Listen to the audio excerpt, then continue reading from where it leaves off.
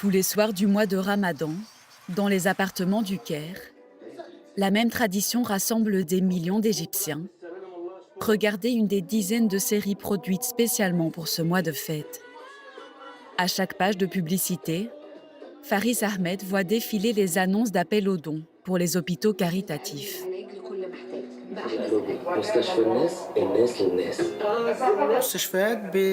Les hôpitaux font en sorte de produire beaucoup de publicité, surtout pendant le Ramadan, parce que le Ramadan a un caractère spécial pour les Égyptiens.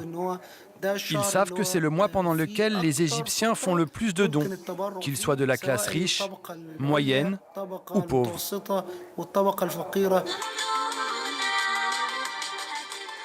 En un clic ou en scannant un QR code, des millions d'Égyptiens sont appelés à donner.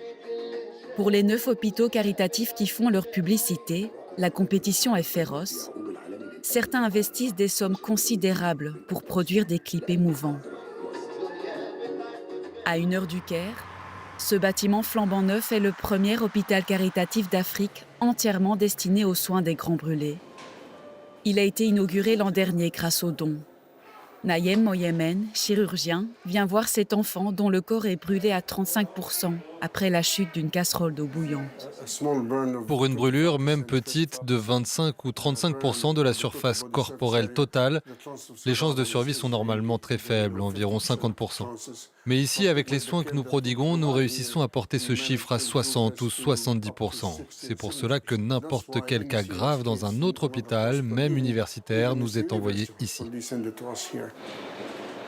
Tous les soins sont entièrement gratuits et la plupart du matériel médical de pointe a été importé d'Europe. Pour financer ces dépenses colossales, les dons du Ramadan sont cruciaux. À l'entrée de l'hôpital, une pièce est même dédiée à l'accueil des donateurs.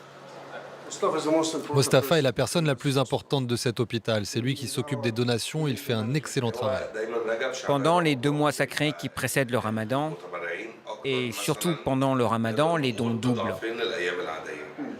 Grâce à une levée de fonds plus importante que prévu, 150 nouveaux lits vont être ouverts pour une capacité globale de 200 lits. Les hôpitaux caritatifs refusent de donner des chiffres, mais certains récoltent jusqu'à 80% de leur budget annuel pendant le Ramadan. Mais derrière la vitrine étincelante de ces cliniques modernes se cache la sombre réalité du système de santé publique égyptien. Les hôpitaux publics sont accessibles à tous, mais souffrent d'un manque de personnel qualifié et d'équipement. Mohamed Hassan, cardiologue, est membre d'une association pour le droit aux soins pour tous. Selon lui, seule une infime minorité de la population bénéficie de soins gratuits de qualité et l'État continue de délaisser la santé publique.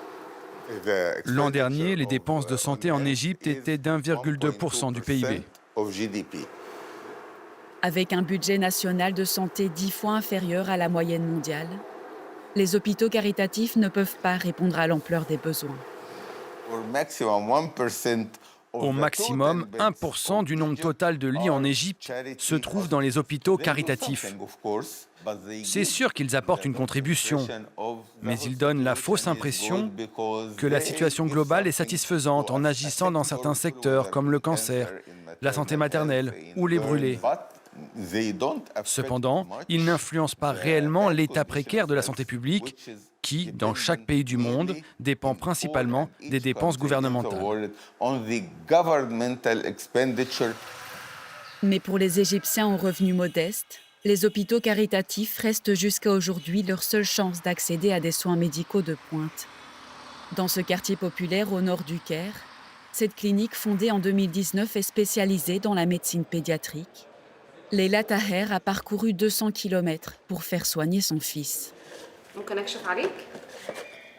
Il doit subir une nouvelle opération suite à l'échec d'une intervention dans un hôpital public. Si Dieu le veut, on va t'opérer ici dans cet hôpital. Il a été opéré dans un autre hôpital pour une hernie à l'estomac, mais l'opération n'a pas réussi. Maintenant, en plus de son problème d'hernie, il a un rétrécissement de l'œsophage. Pour sa mère, c'est le dernier espoir de voir son fils se nourrir correctement un jour, sans devoir aller dans une clinique privée. Ça fait des années que j'essaye plusieurs hôpitaux, un grand nombre d'hôpitaux. car il a des problèmes pour avaler depuis sa naissance. Ça coûte très cher car on a vu beaucoup de médecins dans le privé et chacun disait quelque chose de différent. Certains demandaient 3 000, 4 000 euros. Ce n'est pas seulement lourd financièrement, ils font aussi des diagnostics différents à chaque fois. Certains parlaient de greffe, d'autres disaient « je ne sais pas, on va ouvrir, on va voir et essayer ». Ici, j'ai confiance dans les médecins. En 2024, l'État a lancé un programme de privatisation des hôpitaux publics, faisant craindre une dégradation de l'accès aux soins de santé.